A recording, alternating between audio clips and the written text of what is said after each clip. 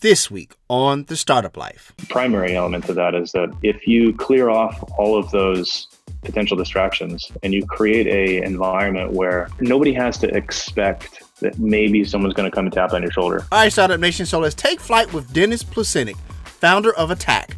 The Startup Life begins now. 7, 6, 5, 4, 3, 2, 1. You'll never have the sacred stone. Oh, this you crazy mother.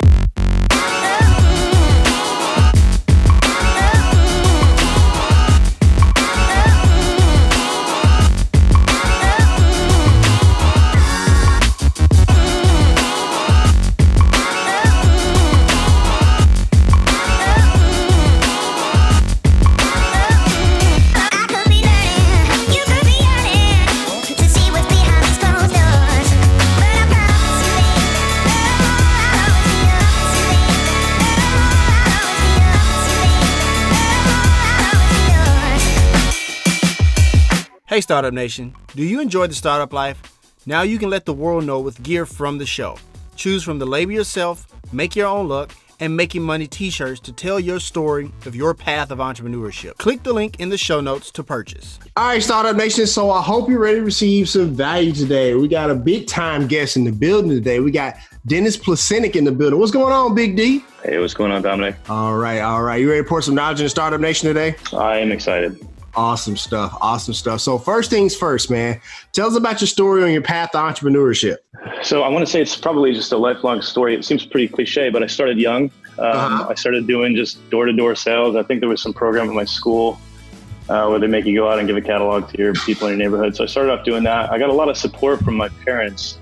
And that was a really early memory I had where I think at one point I was standing in the hallway with my father, and he introduced me to one of his friends as his little entrepreneur, and that was like the thing that sparked whatever the bug is in my mind. I said that's who I identify with.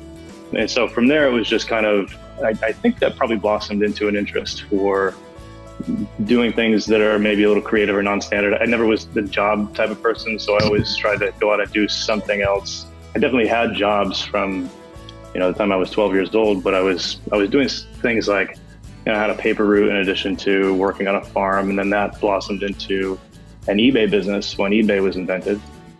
So when I was probably 1996 or so, I was selling handmade items on eBay all over the world. Nice. So that was pretty interesting. I was also surrounded by some people in the late 90s, a good close friend of mine who sold a company to ZDNet for a few $1 million. And I think he was 18 years old. And I looked at him and said, wow, if he can do that, and we've only been alive for this long, I'm going to spend the rest of my life trying to, create something interesting and do that instead of pursue some hourly job. So gotcha. That got me into web design and freelance design, and I had always been an artist from the beginning. So, before Photoshop was invented, I was doing hand illustration and drawing, and Photoshop came around, and that kind of led into web design. Gotcha. So that was the early part of where I started. Gotcha. Thank you for sharing that. So I want to ask you about that, man. So you said, you kind of got into, doodling and making, hand illustrations and stuff like that. Where did that start, man? Was that back in high school at C.W. Baker, or where did that start? That was probably middle school or earlier than that. I think maybe even elementary school. I had always been like a comic book fan. And so I had all these old comic books like Punisher and Deadpool and Wolverine, and I would draw those. I was actually on a baseball team, and I would sit on the bench and I would draw the covers of the comic books. And I still have some of those drawings. I'm planning on framing those at some point. They're pretty special to me, but I would sit there and draw those. Mm-hmm. And, and then I would see other people come around me and say, oh my God, like that's an incredible drawing. And that kind of gave me that initial punch, that motivation. Gotcha. Are you ready for to see Endgame, see how it all ends, man? I don't know about that. I think there's a line in Mad Men that really resonated with me where Don Draper says, I just want to do good work. Uh-huh. And I think that's it. Like, that's the thing that I want to do. I don't know that there's an end to that. I don't think I'm ever going to stop doing it. What I have now with Attck is sort of a combination of all of my experiences, and it allows me to do really interesting and challenging things that are enjoyable every single day. So I don't want that to end, honestly. I don't, maybe I'll take a little longer days or little time to meditate and exercise and write and get out and travel a little bit. But I always want to continue doing this as far as I can tell now. This is it. I'm sorry, Dennis. I didn't frame the question correctly. Since you were talking about, you got into comic books and stuff like that. I know Endgame, the movie, is coming out with the stuff like that. Yeah, so I was actually curious if you're ready to see that. My apologies. You know what? Honestly, I wish I had more time to go out and watch movies now. I love movies, but I'm just, nonstop with the work that I'm doing. For sure. I'm just trying to lighten the mood a little bit. That's all. No worries. So let me ask you this, man. What did you learn from the worst boss you ever had? I know you said, you had a few jobs, but not really, on that whole tip or whatever. But what did you learn from your worst boss or teacher or even mentor you've ever had? I don't know. It's hard to remember the bad parts. I don't know that I have a worse boss. I've had some pretty incompetent people around me who just make decisions that still to this day are not clear to me. And for those people, they haven't shown any, aptitude or like ability that inspires me to make me want to be more like them. So the people that really stand out to me are the great bosses that I've had who've done things where I notice and I go, well, that was a really motivational thing that they did, or that was something I want to do. It inspires me to be a better person. So those types of people who are patient with their team and, a CEO who can sit in the room with 20 people and listen to every single person speak and give everyone the time to speak and make sure that everyone's voice is heard. Like that's a very impactful thing to do. And so I've always aspired to take those positive elements of people around me and bring them into my own personality. For sure. Thank you for sharing that. So, on that same vein, and it's a little different, but who or what inspires you as an entrepreneur? Because, I know you're talking about people who, let everybody kind of have a chance at the table, speak at the table type of mindset. But who's that entrepreneur that you know what? I love how they did it. I love how they really took something out of nothing or built something and made just something even better. So who or what inspires you as an entrepreneur, man? I don't know if the end result of the thing that's being invented is the thing that inspires me. So you see people create really incredible things, but you don't really know how they got there. For sure. Maybe they did it on the backs of a lot of people, and that's not really the type of entrepreneur I want to be. So the people that inspire me, entrepreneurial or otherwise, are people who are patient, people who show passion and independent thought for a specific topic, people who are driven, and also people who listen. So those are the traits that I want to surround myself with, and I have those in my team. And so my team indirectly inspires me. I'd like to be able to say that everyone in our team has something that is far better than what I can produce, and so I always look to be inspired by those people. And that's the type of entrepreneur that I want to be, is to basically earn respect from people who I respect. Gotcha. Thank you for sharing that. So, I want to kind of dive into your story just a little bit. So I know March 13th, 2013 is a very important day for you, man. Tell Startup Nation about that day. Yeah, that's 3/13/13. So that's the day where I was laying in my hospital bed and my surgeon, Dr. Joel Scheinfeld, Memorial Sloan Kettering Cancer Center, came in and gave me an all clear after I had gone through a surgery. It's called a RPLND surgery. It's an incredibly invasive surgery. And prior to that, 12 weeks of chemotherapy for testicular cancer. So that's the date basically where I was cleared of any remnants of cancer. And that was 6 years ago, and I've been clear since. So yeah, that's a real special day. I'm surprised to be on that one. For sure. No, thank you for sharing that, man. I think that's important. Because the reason I wanted to ask that question, man, because, I think it's a part of your entrepreneurial journey, right? And so, and the reason I love people who go through cancer and beat it is because, you look cancer square in the face and like, you know what, let's go, right? And I think that's one of those very true, awe-inspiring stories that not just entrepreneurs, but anybody can really be inspired from, man. So I appreciate you sharing that. But I'm thinking about the timeline, right? You became cancer-free on that day. 17 months later, you start Attck, right? And so not only did you think about starting the firm, but you called it Attck, which I think is interesting in itself, right? So share that 17-month timeline for Startup Nation. Tell us about your mindset, your process, some of the challenges you were going through in that time. Sure. So, I'll say that looking at something like cancer is really interesting. You really find out who you are in a lot of Absolutely. ways by having to consider your own mortality. And, and also you're not doing it on your own timeline. There are a lot of things that people do that I would consider much more brave than what I did. I didn't choose to do this challenge. I didn't choose to go after it and beat it on my own will. It just something that happens, and the outcome was, it had a bit to do with some work that I did in researching the care that I received. But ultimately, it's just something that happened to me and gave me some insight into how I react to the world around me. And so, as a result of that, as a result of having seen how fleeting life can be, and then having my family around me, made me think, you really don't have time for excuses. There's not like, I used to, I don't know, for a while I used to I had a job at a Fortune 500 company. I was very comfortable, and I used to come home and watch TV and the stuff. And I got into this rut, and I started to feel like, what is it that's like, I'm losing my drive. I'm losing the thing that I had that pushed me forward previously. And then I had found it again, and then I got sick, and then coming out of that again, I had another reason to move forward with no excuses. And and that was 6 years ago. I immediately started getting healthy. I started taking my own health and diet and exercise routine very seriously. I've since run 2 marathons. I'm running marathon again this year. Nice.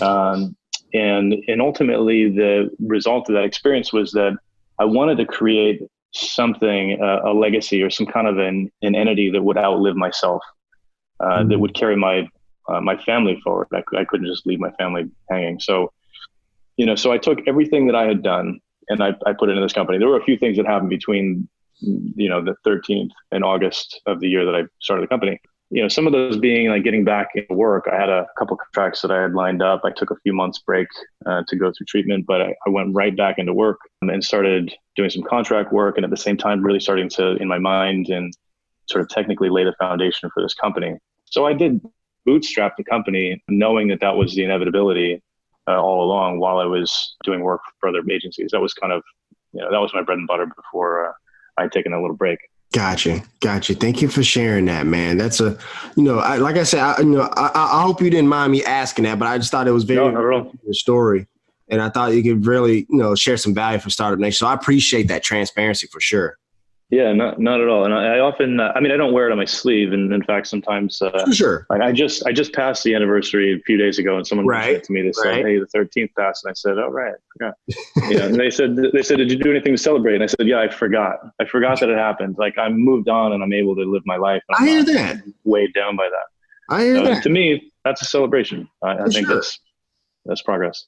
No, for sure. Thank you. I didn't, obviously for those of us who hasn't gone through something like that, that makes complete sense. So I appreciate you sharing that for sure. So, let me ask you this, man, because you wrote a piece, How to Build a World-Class Team. And there's a part in there that you say entrepreneurs should be catering to your employees in a way that effectively removes distractions and allows them to simply focus. Dennis, what are some of those distractions you're referring to, man? All right. So everybody who works in any office, especially in advertising, is going to know top things: unnecessary meetings, inflexible work hours, someone tapping on your shoulder constantly. For us, I take it even further than that. I look at things like lack of health benefits. And I take this from an experience I had at a company that didn't cover 401k or have healthcare. And I thought, this company's got 40 people. How can they, when are they going to decide? And then we've got people sitting around the water cooler going, I can't believe this company doesn't have 401k. That's ridiculous. So you have your own people who are talking negatively about your company at your own office. I couldn't have that. So that's a distraction to me. Leaving to order your own lunch. That's maybe something that I think triggers people a little bit. As a consultant, I was always aware of my own time and how I spent it and whether I was efficient or not, because you're billing by the hour. So if I have to leave to go do something, right, go to lunch or whatever, I'm not billing for that hour. So for me to have to leave seems like a waste of time and money on both sides. And so I looked at it for our company and thought I could do 2 things at once. I could kill 2 birds with one stone. Right. I can value everyone's time by just giving them this, just go get the lunch. It's like $10. I'll get the lunch. I'll bring it to you. We'll just order it from Seamless or whatever. just order the lunch, bring it to me. Like, you can order whatever you want. And then if you want to go take a break and do it, you can. But the mind space is not bothered by having to go and do that every day. It's kind of curated for you. And so the other primary element to that is that if you clear off all of those potential distractions and you create a environment where nobody has to expect that maybe someone's going to come and tap on your shoulder, or that, like, I come in at 10, I got a 10 o'clock meeting. That means I got a couple hours before I then have to leave for lunch. Maybe there's another distraction between there. Never really have long periods of time where I can dedicate my focus to my work.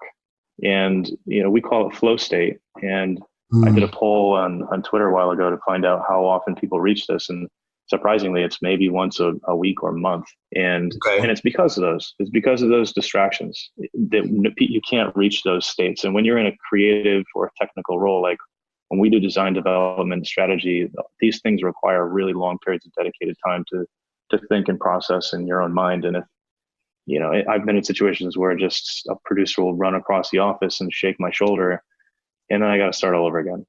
And it takes maybe an hour to get into that state, and then you came over and ruined it, and I get to take another hour to get back into it. So basically just ruined 2 hours of time. So that's the underlying reason for, why we protect time and eliminate those distractions. Hey, Startup Nation, I wanted to chime in really quick with a reflection point, because Dennis brings up an interesting thing when he talks about how he takes care of his employees at Attck. Look, for you and your company, you may not want to buy lunch for your company or for your teammates or something like that. And that's fine. That's totally fine. But I think the bigger thing, the bigger picture that Dennis brings to us, Startup Nation, is how you can not only be more efficient in your company, because he says that buying lunch, allows for efficiency in the sense of, you don't have to wait in line to get your lunch and stuff like that.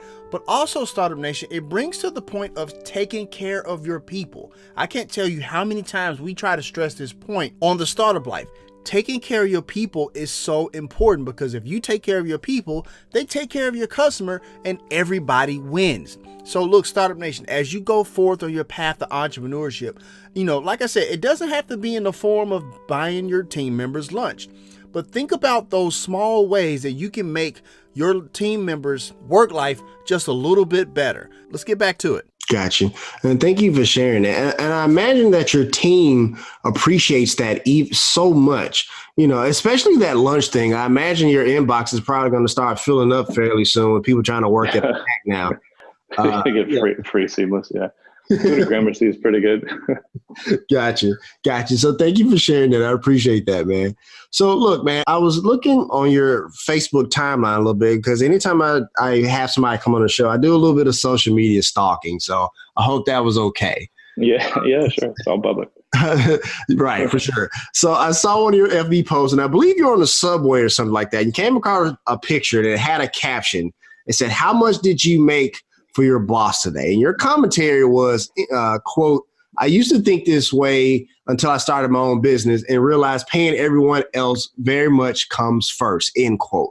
What did you mean by that, man? Explain that a little bit for us. So I think that there's this false impression that the people, and I had this for the longest time, and I think it's the entrepreneurial myth. There's even a book written about this called The Myth. It's that the people doing the actual work, and I'm doing air quotes here, the people do the actual work are the ones who are producing all of the value, and everyone above them they're just kind of puppeteering the workers around, and they don't really earn their value. I think that's a false impression. And and literally, when you start a company, you have to run payroll first. You have to actually pay everyone else first. So in many times, what that means is, as a result of cash flow fluctuations and seasonal fluctuations in demand and all of these forecasted things, like all of these things that you don't think of as a technician, like as a designer developer, you don't think about how you have to manage some downtime in advance by coordinating your team in a certain way. Like all of those things really take a lot of time, and they're very nuanced, and they're things that I dove headfirst into, and I'm learning constantly and surrounding myself with people who can help advise me on those issues. But what I've learned is that there is a tremendous amount of value that not only the people who are experts in their individual practices contribute, but the people who manage them as well. Our producer I would go to war for this guy. He's an incredible asset to the company. And I think everybody else also appreciates him, because there has been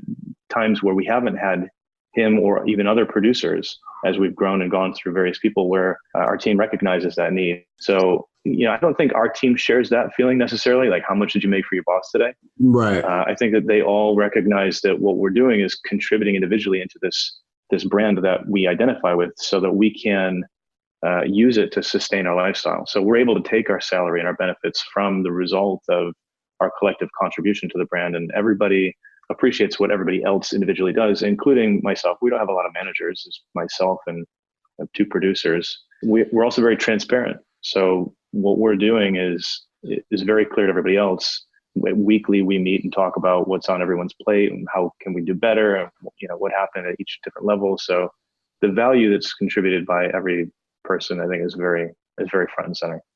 Gotcha. Thank you for sharing that. And you make sure those people know that their value is very much appreciated. And I think, like you said, I think a lot of people who, the Instagrampreneurs, people like that, I think sometimes they forget that part. Like, having employees or having team members, if you will, is a massive responsibility. And it's much bigger than just having 2 or 3 people under you, to quote Office Space there. Let me ask you this, man. Who are your mentors? So my default is always to go back to my parents. They're the ones who originally instilled the values of hard work and dedication. My dad comes from a large family who worked originally on a farm that were doing really difficult work. And so, I myself worked on a farm when I was younger, maybe 12 years old or however old you have to be before you can start working on a farm in New York. But I really identified with that persistent, hardworking operative. This is what drives me. And I think that I internally take some pride in the fact that I'm not slacking off, because there's no one else to call you out on it. If you're watching TV, you're not working, you could, right. So you have to own it. But he's instilled that sense of hard work, and my mother's instilled a sense of dedication and creativity, and all of those things come together to define really who I am. I also surround myself with people who are experts in this field. Like, they can't necessarily advise me on how to operate an agency or how to hire people in New York or how to create a remote culture. Like, those things are really nuanced. So I lean on people who have more experience than me. And I'm fortunate enough to have people who are generous with their time, who can, spend that time to have conversations or even meet and have dinner or coffee or whatever and talk about whatever problems I might be having. So I've been able to get a pretty good amount of feedback from people as needed. I mean, there are always things that I'm dealing with that are at the edge of my ability. And I have some people who I'm able to lean on, maybe a group of small advisors, I guess, if you want to call that. But Gotcha. Thank you for sharing that. And also, in addition to mentors, man, I think entrepreneurs consider themselves lifelong learners. They're always engaged in reading books, listening to podcasts, just some type of professional development or sharpening the saw, as we like to say. What does professional development mean to you, man? And what are you learning now? Yeah, I agree with that completely. I also identify with that, probably to a fault. Personally, I'm interested in understanding more about my diet, my personal mental and physical health. Okay. I started wearing an Oura ring to track my sleep and sleep quality and, deep sleep cycles, and try to augment my behavior to figure out if I drink coffee after 10 a.m., is that going to affect the amount of deep sleep I get, things like that. I'm interested in that. Gotcha. I'm also studying some other diets, like paleo diets, and understanding what my own intolerances are. And so I'm doing a little bit of a deep dive there. But in general, I have a tendency, which I would say is probably annoying sometimes, where if I'm introduced to somebody who clearly has some expertise, I will just go after them. I want to know everything about what they know. I want to absorb all of their knowledge. And I kind of feel relentless sometimes because I'm interested in understanding the nuances of different industries and different specialties. I don't like to go and meet with other people often and talk about advertising and web design. I'd like to talk to someone about, gardening or architecture or something. There's so many interesting people in New York who you meet who have those types of experiences. So I go after them. I also I Google everything. I watch YouTube at 2x speed. I just want to download as much information as I can, which is sometimes exhausting, but that's just how I operate. Gotcha. Is that why you say sometimes it's to a fault, that sometimes it is exhausting? Yeah, well, it's exhausting for everybody else because they're like, all right, I'm done with my job. Gotcha. Stop asking me. I don't want to talk about my job. Fair enough. I appreciate that. So we're going to go ahead and take a quick break. How you like being on the Startup Life so far, man? That's great. I love the podcast. Awesome stuff. Awesome stuff. All right, Startup Nation. So I hope you're getting great value from Dennis's content, but we got to pay a few bills. Once again, my name is Dominic Lawson. You're listening to the Startup Life Podcast, and it is powered by the Binge Podcast Network.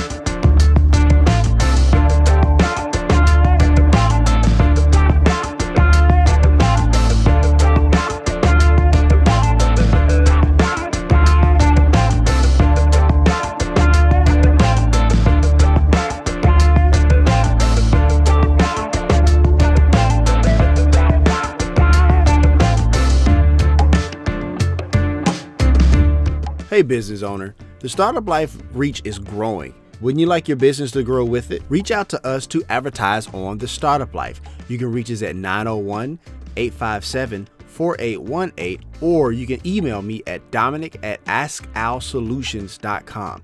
I mean, don't get me wrong, like this is a great music to have break on, but wouldn't this break sound a lot better with the same music but your business being advertised on it? Need more content from the Startup Life, you say? You can now sign up for the Startup Life All Access Pass on the Binge Podcast Network's Patreon page. There is exclusive content written by yours truly, video content where I share even more of my business philosophies, and whatever crazy content I can think of out of that crazy head of mine. And at only $5 a month, yeah, $5 a month, this is more content for you, Startup Nation, to really get ahead of your competition. So instead of upsizing that meal at your favorite fast food joint, you can now invest in yourself on your path to entrepreneurship. Click the link in the show notes to sign up. All right, Startup Nation. So let's continue. So Dennis, man, tell Startup Nation all about Attck and their services it provides, man. Great. So Attck is currently about 10 people, and we provide services that range from strategy, branding, product design, through to user experience design, wireframes, interaction design, prototypes, visual design, content production, development, on through launch into marketing and analytics. So we primarily specialize in web and native app development, and with a focus on e-commerce and content management. We started off just doing mainly development, and we blew up into a full service agency. So we have someone who specializes in each of these individual areas in our group now. And the other element of the business is that we're in New York City. Mm-hmm. And the areas that have emerged as expertise areas for us, not by any design of our own, is, and this will seem obvious because we're in New York, but real estate, lifestyle and brand, health and wellness, technology, and e-commerce. Also, there's a lot of nonprofits here. So we have a great client list of nonprofits. And most recently, the largest growth area for us, no pun intended, is cannabis. So we've gotten into a lot of cannabis work, CBD products, individual hardware design to marketing those sites and integrating e-commerce with those. So it's a very tricky landscape, but that's generally the overview of our company. For sure. I'm actually quite curious about that last thing you was talking about, getting into the cannabis arena right now. Obviously, here in the States, it's still a federal ban, this, that, and the other. But are there restrictions for you, even though you're not necessarily like selling it yourself? Like, are there restrictions there for you, even as a marketing agency? No, there's no legal restrictions for us to do the work. We're not. Okay. We're not like moving any illegal products. Exactly. Right. I guess I'm just curious, like, were there any far extending regulations, even though you're talking about? I was just curious. Yeah, no, it's an interesting space, and there are some, there's some changing regulations. We're in touch with some groups who are basically lobby groups. There's also some data and analytics groups that we get information from about how the industry is shifting. There are e-commerce platforms that have jumped up that are specifically friendly to these types of businesses. We often use Shopify, and their approach is questionable. They're a Canadian company, so it's interesting that they kind of have to police the products that are US based, but we all expect that eventually we'll have much more lax regulations, or at least we'll have some some clarity around whether we can release products on which platforms. So, we're able to advise based on our experience and our understanding with those platforms now. And, and we also understand the risks and we communicate those through to our clients. Gotcha. I appreciate that. The reason I asked is because we actually have in a few weeks, Warren Bravo coming on the show, who runs Green Relief up in Canada, to where he uses aquaponics to grow cannabis and things of that nature. So that's kind of why I was kind of curious. Interesting. Yeah. Oh, yeah, for sure. Basically using fish tanks to grow weeds. Craziest thing I've ever heard. But right. But hey, it is what it is. So let me ask you this, man, because, on one of your very first blog posts on the website, you talk about the story and you talk about doing things right. And that was back in 2014. Here it is almost 5 years later, man, into Attck, and sometimes when we start a company and then we grow this and the other, some definitions or philosophies change, man. So when you think of doing things right, has that changed for you at all? No, definitely not. One of the reasons why I wanted to start the company just at the beginning was to prove that it's possible to make a good company that's not based on forcing people to work late into the night or on the weekends. I've had managers who I've told, I said, look, I'm managing this team, this development team. Mm-hmm. And there's people who are exhausted because they're working weekends for 4 or 5 weeks in a row. And I go, you're going to burn these people out and they're going to quit. Right. And the manager said to me, I don't care. We'll find more people and replace them. And I was like, that's not right. That's not the right way to do this, because these are people doing good work and you don't have to do that. And also, if you have to do it, something else failed up the chain. Either like they sold the project wrong, or there's some disconnect, and there's always seemingly been some form of disconnect somewhere along the chain. And I don't believe that that's necessary. I don't think that you have to do those. So for me, it's super clear what's right and wrong. Don't steal people's time. Don't make people work. It's also not anyone's right to say you have to work late tonight. Right? Like that's not what anyone signed up for. We signed up for a 40-hour work week. The reason why you work a job is because you want to have some protected area that you have consistent income. You know that you're working limited hours. I don't know what everybody else does on their free time, but it's their free time to do with it whatever they like. I like to spend time with my daughter. If I had someone who told me I had to work at night, not spending time with my daughter, I wouldn't do that thing anymore. So, if we had a business where it was at all seeming like that was the only option, then we just shut the business down. There's no reason to exist if you have to take advantage of people. Gotcha. Thank you for sharing that. And when you speak about your daughter, who's adorable, by the way. Thank you. I saw that you was kind of working on a Lego table for her. Oh God, yeah. How's that going, man? So I envisioned this Lego table and I started getting excited and I was trying to hype her up about it. I'm like, gotcha. I'm like, look at this Excel spreadsheet. She's like, I don't know what you're talking about. I want to watch YouTube. Leave me alone with this spreadsheet nonsense. And I'm like, no, it's a brilliant plan. You can create this modular Lego table and like design your own landscapes. And she's like, okay, whatever. So I'm like, I did that like a couple months ago. And then I was sitting on the idea and I go, I don't know how to cut the plastic. And then one day it just clicked. And then I jumped up and I cut the whole table out in like an hour. I built this brilliant Lego table when she came home and she was super excited about it. So I bet that was amazing. I bet that was awesome, man. Thank you. That Lego table was like the highlight of my February. I bet. I can only imagine. So, really quickly, man, when we talk about some, new things going on, it looks like you got a website you're getting ready to launch soon. Tell us a little bit about that. So we've been working on this new website for a while, and basically we just have a lot more to say. Okay. There's a ton of work that we've done over the last 4 years, going on 5 years.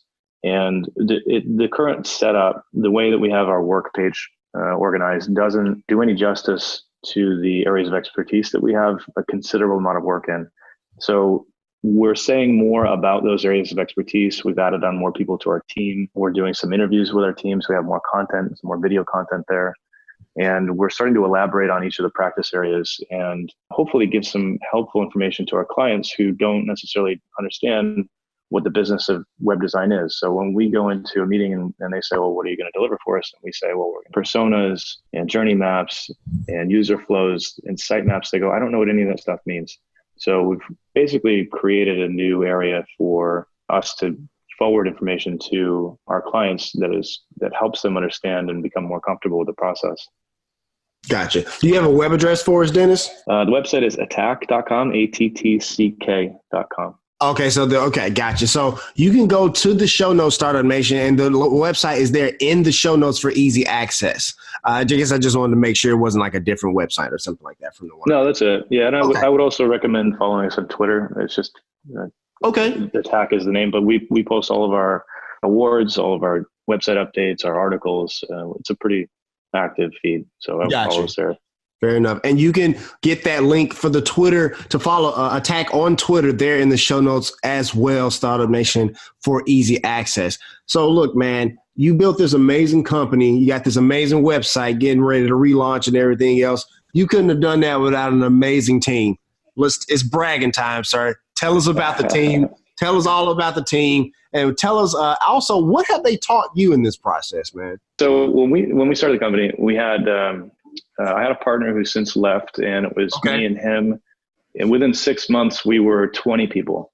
And wow, we were like, wow, this is crazy. This is crazy. This is too fast. And we recognized that it's really important to have a team, a very dense team of high quality players. And so that's what we boiled it back down to. We ended up bringing it from 20 back down to maybe 5 or so. Okay. And we've gone through a few people in that small mix, and that's the core team who all of those people are still here and have been with us for years. And we've slowly brought on more people. We're very careful to hire. It's one of the most painful things for me to do is to let somebody go, because it's a reflection of my failure generally, that I thought that they were right for a position that they ultimately weren't. So the team that we have right now is incredibly expert. I think we have 10 or 15 years of experience in every single field. In some cases more than that, but we don't want to start to date ourselves.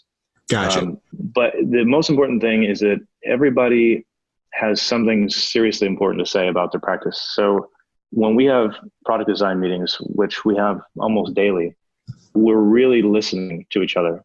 And I've been in other companies in the past where it's an ego battle. Ego is one of the first things that is like the default reaction. If you say something and then someone else challenges that, your immediate instinct is to become defensive. But what we've created is an environment of, I think, openness and transparency and trust, in that we're not going to tear each other down. We're actually listening. So for me, I could go in and say, no, it's my way or the highway, and probably everybody would quit. But instead, I go in and say, here's the problem. Let's solve this together. And we really hammer on. And this is exhausting. It's not easy to do this. It's exhausting to really put in the kind of mental energy to figure out difficult problems. But because we're able to do it with no ego involved and trust in each other's ability to present helpful information and really deeply expert information, it creates a really interesting culture. We had a meeting maybe a month ago. We have a company meeting every month or every week. We have a retrospective. Right. And I made a comment that as soon as I said it, I immediately realized like how true it was. I said, this is the best team I've ever worked on. I've worked on many teams, companies like Disney, Nike. This is a team that I'm incredibly proud of because of the individual dedication and expertise that everybody brings. So, that said, it's not scalable. I can't continue, we can't be 100 of us. There's just not 100 of this caliber of people who exist. So I would like to grow the company to a point where we can sustain this level of quality that we have, and maybe even enhance it and do some more interesting things. There's a lot of really cool technology out there that I think we want to bring in some people to help explore. But that's the team in a nutshell. Is just everybody is deeply inspirational to me. So they're the first and foremost priority for me and for the company. I hear that. Thank you for sharing that. Now, Attck bolsters, an impressive client list, man, including the United Nations, man. How did you land that account, and what did you do for them? So that was exciting. We get these projects that just kind of walk in the door. They don't just walk in the door. We've earned them through a lot of hard work that we used to build relationships with our clients. They were referred to us by another client. And that's how we get most of our work. And I think that's a testament to the good relationships that we've built with clients after we've done their work. We don't, it's a project is not successful if at the end of the delivery, nobody wants to work with each other anymore. Right. So we try to make sure that we can sustain good, long lasting, high quality relationships. And as a result, we get projects like the United Nations or if you were in New York in the last, past summer, we did a project for a company called Literacy Partners. The project was called Subway Reads. They do this every year. It's where a lot of publishers contribute the first chapter of some book. And if you log on to the MTA Wi-Fi, you can go and download that book and read it while you're on the train. So that was a really highly publicized project that we did. Mm-hmm. And all of us, we ride the train every day, so we get to see our work every day. And it's that type of stuff that's really inspirational. And we've got a couple more that I can't talk about that have come through where we just, gotcha. When the client says, hey, this is the client, our jaws just drop and we go, God, everybody's really excited to get this work.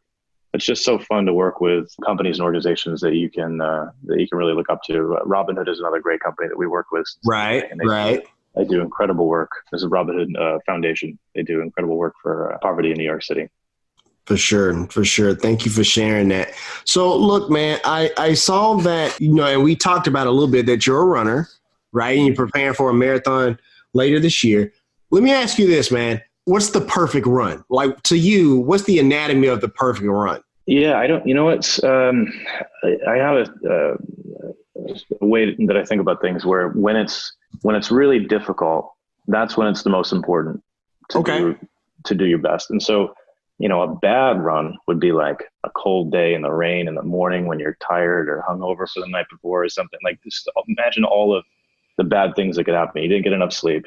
Gotcha. I ran a 15K last November. This is the last qualifying race for the marathon this year, and it was brutally cold out. And I was very sick. I had strep throat like day 3, and I was dying. So, but this is the last day I could have run to qualify for the marathon this year, so I had to do it. So I just went out there and I pushed through and I did it. And I came out, and that was the thing that sort of punctuated the end of the year. So the good runs are like the nice warm days on a marathon day with 50,000 people, and the half marathon where you're running down the highway towards Coney Island for the Brooklyn half. Like, those types of runs are really fun. Gotcha. I don't know if it's necessarily the best run. They're long and sometimes they're painful, but I think all of them have this element of adrenaline or something that makes it addictive. I honestly don't know why I keep running these. My knees are totally shot, but I'm just addicted to doing it. So gotcha. I don't know. Gotcha. Thank you for sharing that. Let me ask you this, man. I know you have a thing for whiskey and hot sauce. Tell me a little bit about that. I'm not sure where that came from. I think I don't know, maybe I have a penchant for pain or something. I don't know, but I saw it on LinkedIn, man. I see challenges and I go, I'm going to figure that out. So people go, what does that taste like? It tastes like whiskey. It goes, no, there's a little more nuance in there. Let me go and increase my ability, advance my palate a little bit. And hot sauce is the same thing. Hot sauce is like, you find the right hot sauce for the right food. A lot of times I have parties at the house and people go, what kind of hot sauce should I eat with this? And I go, well, try this like charcoal ghost or something. Or try this like Carolina Reaper. It's fruity with Indian food. It just makes it magical. And I go, oh man, you're like the hot sauce sommelier. So it also helps to have a really great hot sauce shop down the street from me in Williamsburg. Gotcha. What's something that you put hot sauce on that you were surprised that you liked it so much? I don't think there's anything I put hot sauce on that I didn't like. I don't know. I'll have to get back to you on that. I don't know. Gotcha. All right. No worries. So Dennis, I believe all entrepreneurs have a superpower, man. What's yours and why? It's persistence. Okay. I can't stop. And I don't know if it's a necessarily superpower. It's just like a fact that you can't change. I can't stop. Gotcha. You can't stop moving forward and trying to refine and better yourself. I mean, I guess you could just give up. I just don't have it in me to do that. And, that's helped me achieve, I think, a lot. A lot of things that I've done have not worked out as a result of just pushing through it. But in the end, I'm here as a result of those failures. And, and persistence is really the thing that will carry you through those. Gotcha. Thank you for sharing that. And before I ask my last question, man, I just want to say thank you so much for coming on the Startup Life. I think you provided some amazing value. And, also the fact that you shared your story with us was very powerful as well. So I definitely appreciate that. Last question. I appreciate it. Yeah. Oh, no worries. Thanks for having me too. I've enjoyed it so far. Oh, no, absolutely. We loved having you for sure. So, well, last thing, man, there's an entrepreneur out there who's afraid to start or they're stuck in their business, man. And like, you know what? They're getting ready to either quit or not start. Give them a little bit of motivation today, Dennis, to tell them to move forward. There's not always a clear quit, and I don't know that there's necessarily a light switch. There are creative ways through problems, but I think that it just takes time and thoughtfulness to really plan out the pros and cons of. I have had friends who've shut down their business is either the result of running out of funds or changing course in their life. Like maybe they want to try something else, and none of those to me feel like failures in the sense that they're doing the best with the options that they have. So, if you're thinking about quitting, I would say this: if you can do something, you should do it. So if you can continue, you should continue. You should never quit just for the sake of quitting. I have quit jobs that have been, in my opinion, abusive. Right? I've had managers who've actually, back to your bad manager question, I had a manager who was really bad, and I just I said, look, this is not working out for me. This is making me a miserable person. So either it's going to change or I'm going to quit. In that case, I would definitely say you should quit if there's negative energy and if it's making you unhealthy. For sure.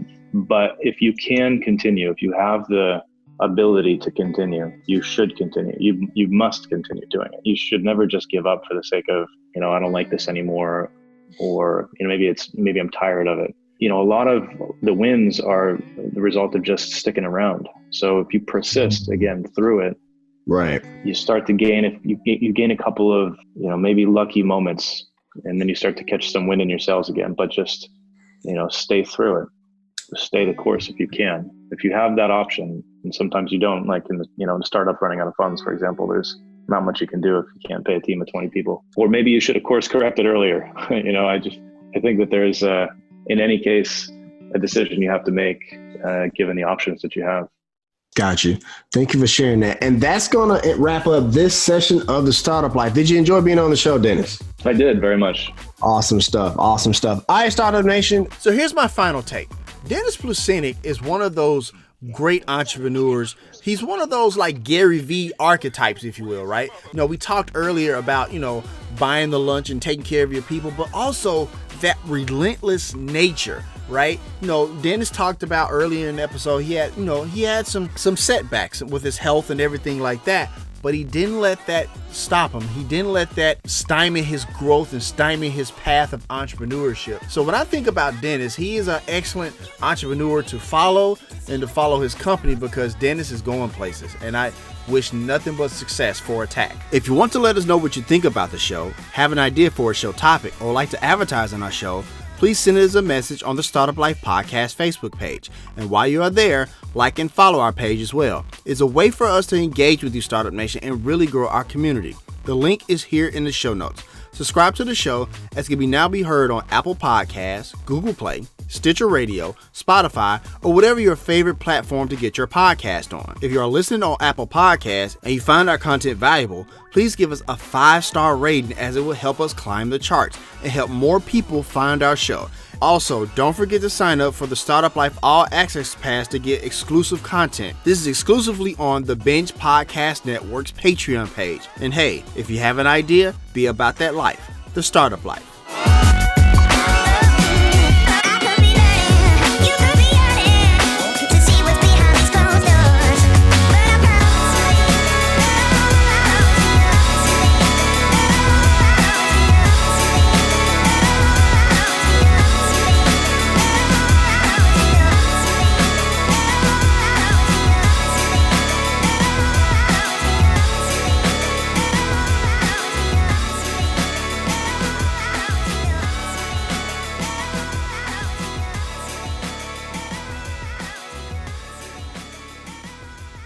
Still hanging out for more content? Well, here it goes. It wasn't, my wife was kind of the brainchild of aquaponics, but it was my business partner, Steve LeBlanc, who is a concrete restoration contractor that I have known for decades. And It was him and I together who really, built Green Relief from the ground up, utilizing the aquaponics platform. And we were, business associates, but we were also very good friends. And together we just kind of said, well, here's an opportunity. Here's a brand new industry, nobody's ever done before. You're only limited by your imagination. And As long as you play within the rules of the Health Canada regulations, you can be as big as you want. You can be a niche grower. You can kind of go in any direction you want as long as you play in the rules. That Startup Nation is my good friend Warren Bravo, the founder of Green Relief out of Toronto, Canada. So if you want to get that episode as soon as it drops, go ahead and subscribe to the Startup Life podcast on all of your major platforms. So that way, when that episode is uploaded, it'll be right there waiting for you. In the meantime, Startup Nation, you got a company to grow. Get out of here.